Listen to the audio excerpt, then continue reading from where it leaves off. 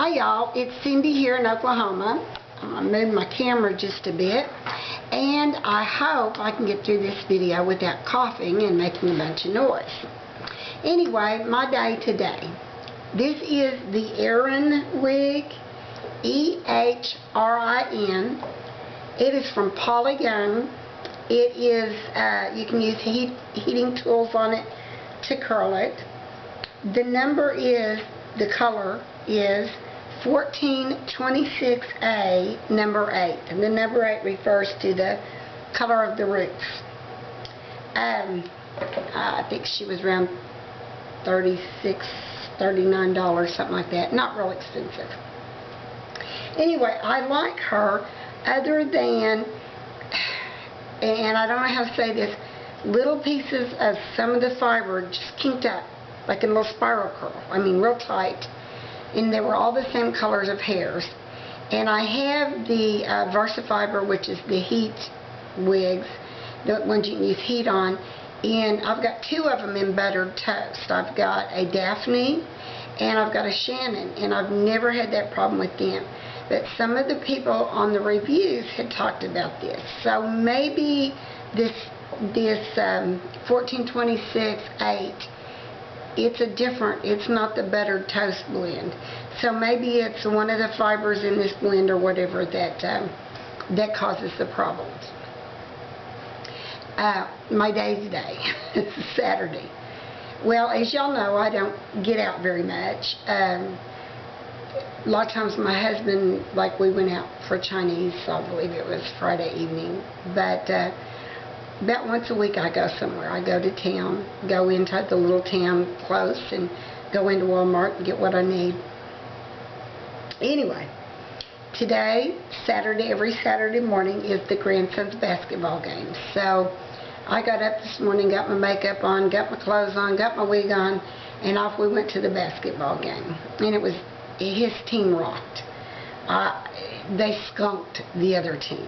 It's little league, they're second graders, it's through a church league. They don't keep score, but I know the other little team made 2 baskets, and I think his team made like 14 or 16. And I kept wanting the other team to make some more. I felt sorry for the boys. Anyway, our boys did real well.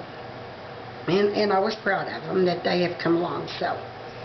So then we come home. I had gotten up and put some stuff in the crock pot so that we'd have stew when we got home, because my husband had things planned for the afternoon, and I did too. So we came home and we ate our stew, and I read my emails and one thing and another, and got around, and I headed into Norman, which is a town of about 100,000 people. And they have an Ulta there, and a Target there, and of course a Walmart, and just all kinds of shopping. It's just a really up-and-coming town, and they've got a Sam's there. Lots of money spent in that town. So there is what they call a loop that we can get on, that's like a highway that we go around and get on and go on in to Norman. And I was almost to Norman, and there is a McDonald's there, and I thought, gee, I want one of their little ice cream cones. So I pulled in line, got the little ice cream, or got my order in, got up there, and to the second window, the cashier said, the man that's in back of you wants me to tell you, you've almost got a flat tire. I said, oh, you know, I was so thankful. So right next to the McDonald's, there is a Shell station. So I pulled in the Shell station and got out of my car, and it was, I mean, really getting low. It wasn't flat, but it was really like low. So they had air, you know, so I drive over to the air, and of course there's a great big sign on the air machine that says, this is out of service. So about a block down or less, and across the street, is a big Love's. And for y'all that don't know Love's, they do a lot of fueling up. You know, truck drivers fuel at them. They're really nice big truck stop type. I don't think they have the showers and all that like some of the big ones, but they're nice big filling stations. and little convenience stores. So I got in love, got over to their air thing, and there was a sign on it, so this is not working now. Well, to get into Norman was about another, I had to go across the river and let's say another 4 miles. So I said, oh well, you know, I checked the tire, I thought, well, I'll make it. And I creeped on in to the first exit ramp into town where I knew there would be a convenience store and filling station.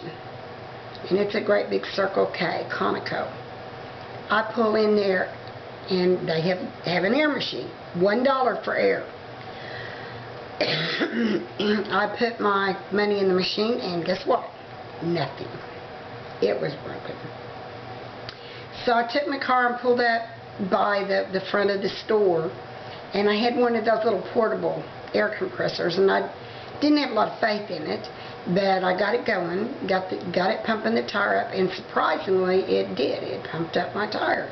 Called my husband and I said, you know, stay close to a phone. I'm going to try to cripple it on into Walmart or Hibdon's, which is a big, they do nothing but like tires and tune-ups and stuff like that, but just at first all it was tire service.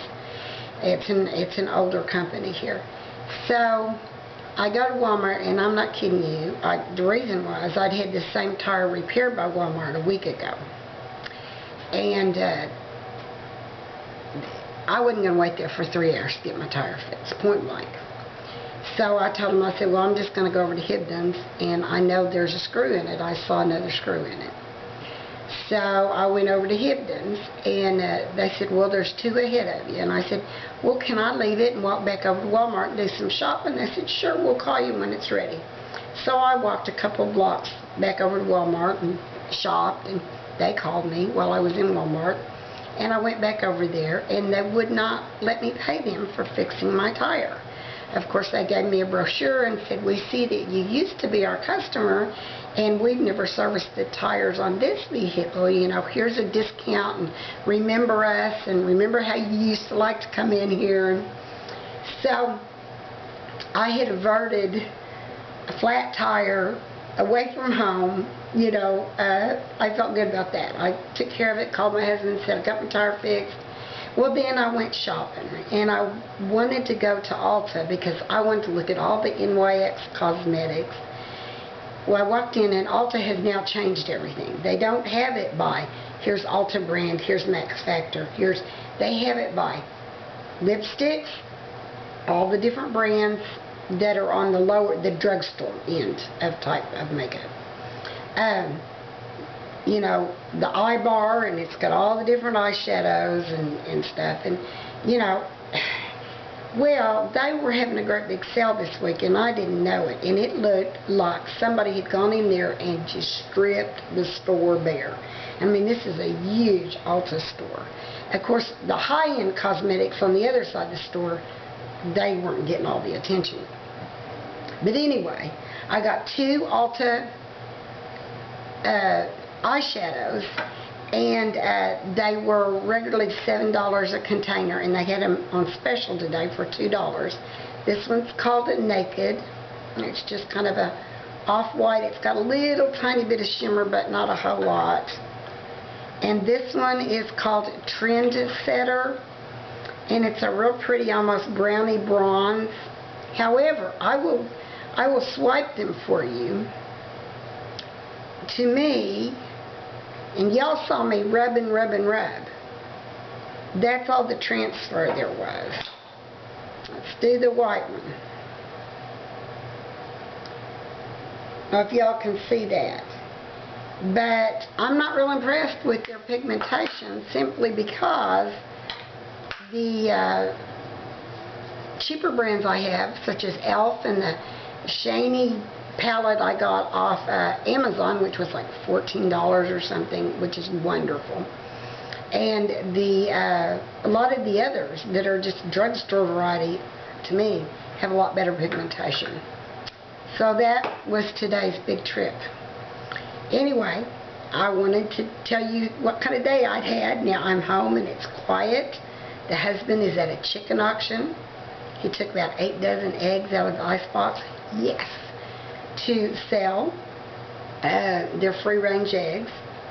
And some guineas, and we had extra hens that have been laying like crazy, and there's no reason for us to keep feeding them.